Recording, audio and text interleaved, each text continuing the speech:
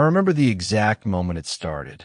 It was the kind of afternoon that seems too calm for anything to go wrong. Warm, dry September light cutting through the trees, the kind of pale gold that tricks you into feeling safe. I'd only been at the property 3 days.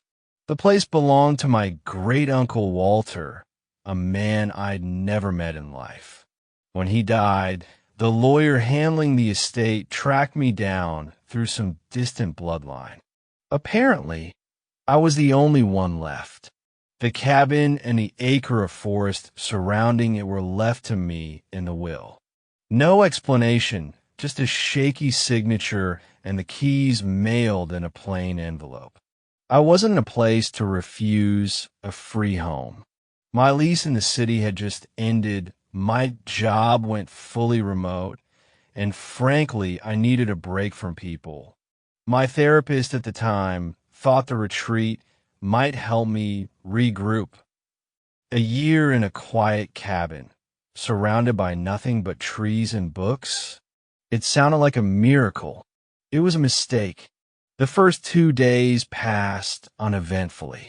I cleaned the dust-caked floors, chased a few mice out of the pantry, and spent my evenings reading a box of old journals I found beneath the bed. Most were filled with dry weather notes and mentions of repairs, a broken pump, a leaking roof, but a few entries were different. They spoke of something watching from the woods, a shape with animal eyes, always watching, never blinking, not running, not even when approached, always there, staring, watching. At first, I thought my uncle had just gone mad. Isolation can do that to people. But on the third night, I saw it. It started with a sound. I was in bed around 11:30 p.m. reading. Outside, there was nothing, no wind, no crickets, no rustle in the trees. The kind of silence that has weight. I was about to get up to check the front lock when I heard it. Rustling. Not like wind through leaves. No. This was heavy, intentional, something stepping on brittle twigs just beyond the tree line. I turned off the lamp and moved to the window, and I saw it, just barely visible in the moonlight. A shape. It looked like a deer at first glance. Thin, long-legged, and still. But the longer I looked, the more wrong it seemed. The proportions were off. The legs were too straight. The body too narrow, and the eyes, my God, the eyes, they didn't shimmer like an animal's should in moonlight. They absorbed the light, and they were locked onto mine. It knew I was watching, and it didn't look away. I must have stared for 30 minutes. It never moved. Eventually, I crawled back into bed, told myself it was a trick of the light, some local animal I didn't recognize, and drifted off to sleep with the comfort of my flashlight gripped in my hand. But in the morning, there were tracks. Not hooves, not paws, something else. They were spaced like footsteps, but too wide, with long indents that dragged behind, like claws dragging through soil. I told myself it was nothing, probably a coyote, maybe a deer with a disease, something explainable. I tried to forget, but that night, it was closer. I was brushing my teeth in the bathroom when I noticed the reflection behind me in the window. Just a glimpse. 2 dark eyes. No light. No expression. Just watching. I spun around, but there was nothing there. And yet, I didn't sleep. I lay under the blanket, flashlight in hand, heart pounding, ears tuned to every creak and groan of the old cabin. And at 2:43 a.m., I heard it. Scratching. Not on the door. On the wall. As if something was dragging nails along the outside. Slowly. Deliberately. I didn't look. I couldn't. Eventually, the sound stopped. But I knew, whatever it was real. The next morning, I considered driving into town, maybe booking a hotel, but I stayed. Stupidly, I told myself I'd imagined it, that isolation was already getting to me. I tried to return to normal. I walked the trails behind the cabin. I read.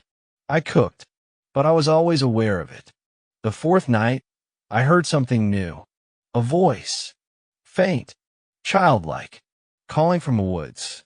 Hello. At first, I thought I'd imagined it.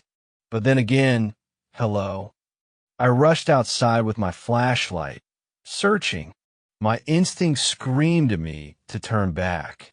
The air felt wrong, thick and oppressive, like I was being pulled forward instead of walking. And then I saw it again. The figure, standing in the woods. Still, watching. It was holding something. At first, I thought it was a branch. But then I realized it was a dead rabbit, its neck bent at a grotesque angle. Eyes missing. I didn't move. It didn't move. It just stared. That was the last time I tried to look for it. Over the next few days, the sightings increased. Every time I looked outside, it was there. Watching. Middle of the day. Watching. 3 in the morning. Watching. No matter where I went, I saw it. Behind the trees. Beneath the window. On the roof. It stopped trying to hide.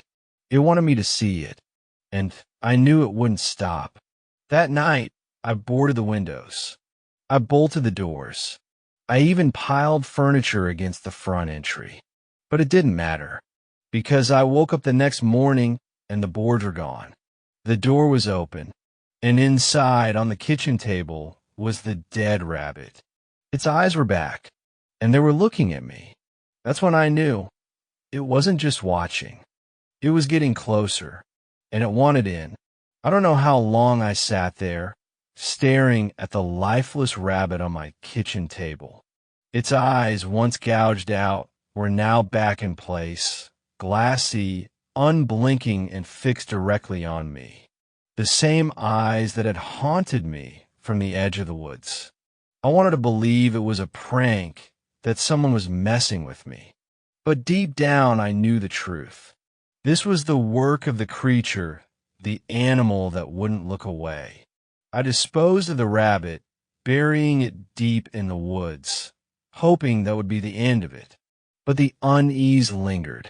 Every creak of the floorboards, every rustle of leaves outside, sent my heart racing.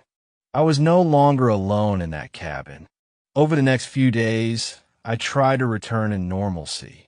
I kept the doors locked, the curtains drawn, and avoided looking out the windows at night. But the feeling of being watched never left me. It was as if the creature was always there, just beyond my sight, waiting. One night, I awoke to a sound, a soft tapping at the window. I lay frozen in bed, listening. Tap, tap, tap, slow and deliberate. I mustered the courage to peek through the curtain. There it was. The creature stood just outside, its eyes locked onto mine. It didn't move, didn't blink, just stared. I retreated into the cabin, barricading the doors and windows. Sleep was impossible. I sat in the corner of the room, clutching a flashlight, waiting for dawn. When morning finally came, the creature was gone, but the sense of dread remained. Desperate for answers, I delved into the journals I had found in the attic. One entry stood out. The animal watches. It never leaves. It sees into your soul. Once you've seen it, it becomes a part of you. I began to wonder if the creature was more than just a physical entity. Perhaps it was a manifestation of something deeper, something psychological, a reflection of my own fears and guilt. But that didn't explain the physical evidence, the rabbit, the footprints, the tapping at the window. It was real, and it was getting closer. One evening, I ventured into the woods, determined to confront the creature. I followed the path where I had buried the rabbit, deeper into the forest. The trees grew denser, the light dimmer. I felt a presence, a weight pressing down on me. Then I saw it. The creature stood in a clearing, waiting. I stepped forward, heart pounding. The creature didn't move. I shouted at it, demanded answers. But it remained silent, its gaze unwavering. Suddenly, a blinding light enveloped me, and everything went black. I awoke in my bed, drenched in sweat. Was it a dream? A hallucination? But the mud on my boots and the scratches on my arms told a different story. It had happened. From that night on, the boundaries between reality and nightmare blurred. I saw the creature everywhere, in reflections, in shadows, in my dreams. It was inside me, a part of me. I don't know how much longer I can endure this. The creature is relentless, its gaze unyielding. I fear that soon I will become like it, an empty shell, forever watching, never looking away. The days following my encounter in the woods were a blur. Sleep became a luxury I could no longer afford. Every time I closed my eyes, I saw it, the creature with the unblinking eyes, watching me from the shadows. I try to distract myself with mundane tasks, chopping wood, cleaning the cabin, organizing the old journals. But the silence was deafening. The usual sounds of the forest, birds chirping, leaves rustling, were absent. It was as if the entire world was holding its breath. One afternoon, while gathering firewood, I heard whispers, faint, unintelligible murmurs that seemed to come from all directions. I spun around, searching for the source, but saw nothing. The whispers grew louder, more insistent, until they were a cacophony of voices in my head. I dropped the wood and ran back to the cabin, slamming the door behind me. The voices ceased immediately. I was alone again, but the sense of unease lingered.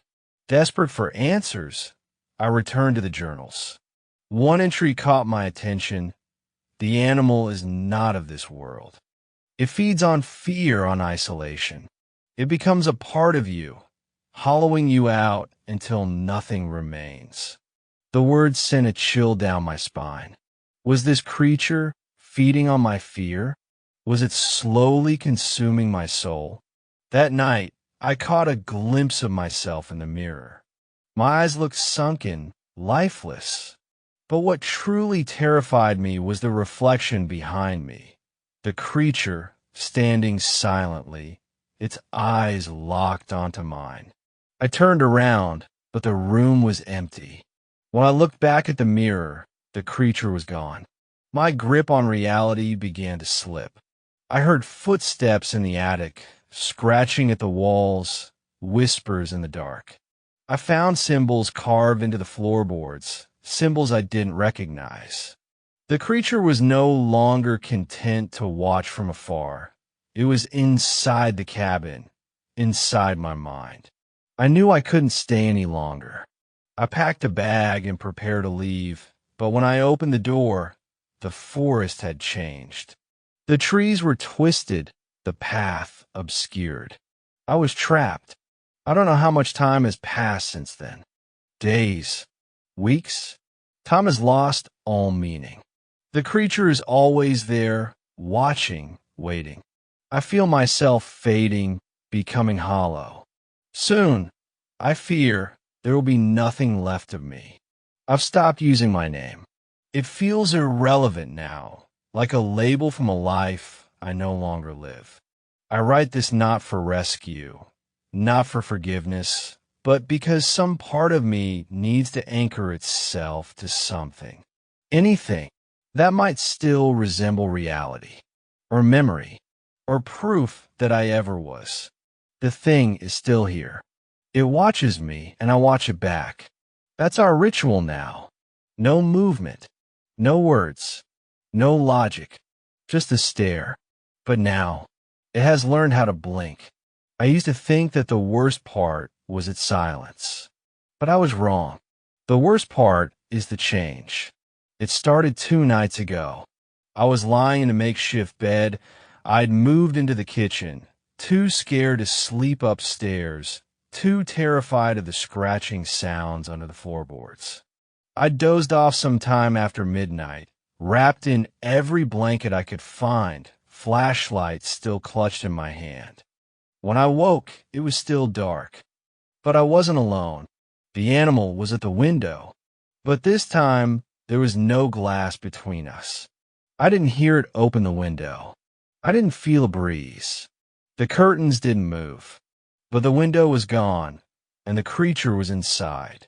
Not fully, just the face, the eyes, watching. No breath, no condensation, no sound. I tried to move, but my body wouldn't obey. I felt as though I was buried under ice, cold and rigid, every muscle frozen. All I could do was blink, and when I did, it blinked back. The next day, the house felt different. Smaller, warmer in some rooms, colder in others. Almost like the structure was reshaping itself around me. In the hallway upstairs, one I swore only had 3 doors before, there was now a 4th. An unpainted, warped wooden door that didn't match the others. No handle, no keyhole, just a presence. I placed my hand against it. It throbbed beneath my palm. The journal said this would happen. Not in those words, exactly, but the previous owner, Harris, wrote of new spaces forming when it began to feed too long. Rooms that had no place in the architectural plans. Angles that defied geometry. Doorways that led inward, but never out. I haven't opened that 4th door yet, but I hear something behind it. Breathing. I tried to scream the other night. I needed to. I saw something that should have shattered my sanity, and I needed to let it out, to purge the horror from my lungs. But no sound came. Nothing. The animal stood at the foot of my bed, its eyes 1,000 miles deep. And in those eyes I saw myself. Not a reflection. Myself. Me, standing in another room. Watching it sleep. Watching it. It had become me. Or I had become it. And in that moment, something cracked inside me. A shrieking panic surged to the surface, bubbling like magma, threatening to boil my brain, but my mouth wouldn't open. My throat wouldn't respond. I clawed at my skin, desperate for release, but silence held me hostage. Only its blink, slow and heavy, told me time was still moving. Yesterday, I found an eye in the wall. Not painted, not imagined. A literal, living eye, embedded in the rotting drywall behind the stairs. I found it because it wept. The moisture spread into the plaster in streaks like tears on flesh, and the moment I touched it, the wall pulsed like a living thing. The eye opened slowly, brown, bloodshot, ringed with black veins. Familiar. It was mine. The iris matched perfectly, even the tiny scar I had from an old infection. I stumbled back, and as I did, the wall closed itself like a wound sealing shut. Gone, but not forgotten. I haven't told anyone, of course. Who would I tell? No one visits. The phone hasn't worked in weeks. Even the birds seem to avoid this place now. I'm not sure if I could leave even if I tried. The paths outside change. The forest shifts. Last night, I opened the 4th door. I don't know why. Something in me said it was time, like the house had allowed it. Like I had been granted permission after proving my fear. What lay beyond wasn't a room, it was a space. A chamber of impossible design. The walls curved and stretched without corners or edges. Everything sloped in subtle, unsettling ways, like the laws of gravity didn't quite apply here. The air buzzed with static. My teeth hurt. And in the center, standing on all fours like some broken effigy, was the animal. But it was bigger now. Tallerdanme. Elongated limbs, twitching skin. Its head turned without moving its body. I couldn't tell if it was smiling or convulsing. I stepped forward. It stepped forward too, mirroring me, always watching. It blinked once, then again, then the room went black. I haven't slept since, or maybe I have and just can't tell anymore. The days and nights bleed together. Sometimes I see myself outside the window, just standing there, watching. Sometimes the animal has my eyes. Sometimes I hear my own voice whispering from beneath the floorboards. The line between it and me has thinned, blurred to the point where I wonder if I was always the creature. And just forgot. I have started forgetting simple things. My birthday, my sister's name, the color of my childhood home. What does it want? Why me? The journals say it chooses those who are watched, who are already alone. It finds those who live lives unseen, and then it gives them what they desire most, attention. And it never stops watching. This may be the last time I write. There's a mirror on the floor I've avoided for days. But now I sit across from it. I see myself, my shape, my skin, but it's not blinking. I think this is the final stage. The transformation, the replacement, or the absorption. The animal is inside the house. The house is inside me. And now I feel a rustling behind my eyes, a pressure against my skull like something wants out, wants to look through me. I'm tired of resisting. I'm tired of pretending. The only thing left is to. They say that when you're being watched, your body knows. The hairs on your neck stand. Your spine prickles. Your eyes flicker to corners you didn't notice before. But what they don't tell you, what no one prepares you for, is what happens when the watching never stops. It's been 3 months since I last stepped foot in my old home. Since the day the animal, no, the thing, watched me from the hallway and didn't blink. I left that day with only the clothes on my back and the digital camera I had instinctively clutched. Everything else, even my sense of reality, I abandoned there. But even away from that house, its gaze found me. It started subtly. A bird on a wire, holding my gaze too long. A dog in the park turning its head as I passed and not turning it back. Cats freezing in place when I looked at them, holding still as statues, following me with eyes that didn't waver. My sleep, what little I managed, was broken with dreams where all the world's animals stared without moving. Even in those dreams, I'd feel breathless, crushed by a tension I couldn't shake. I stopped going out. I covered the windows. I unplugged the TV. Nothing helped. The watching never stopped. I kept a notebook. At first, to document patterns, times, locations, any logic to it. But it turned into something else. Page after page filled with ink-scrawled rants about reflections that didn't match, shadows that lingered too long, birds pecking at my window. I stopped writing in words and started drawing eyes, hundreds of them, maybe thousands. The therapist said it was trauma-induced paranoia. The priest I called said it was demonic attachment. A paranormal investigator told me the creature might have been a watcher, a spirit said to haunt people who've seen too deeply into things they weren't meant to.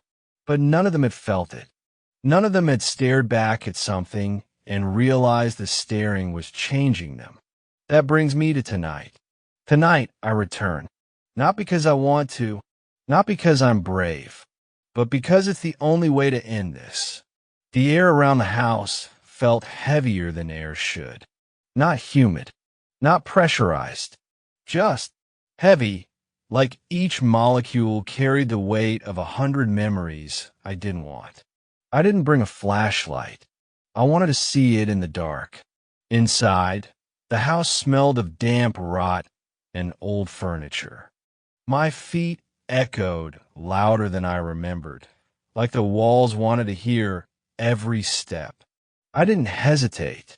I went straight to the hallway where I last saw it. The floor creaked differently there. Slower. Sharper. The way a board sounds when it resists something it shouldn't. The hallway was empty. No animal. No watching eyes. Just me. For a moment, I doubted everything.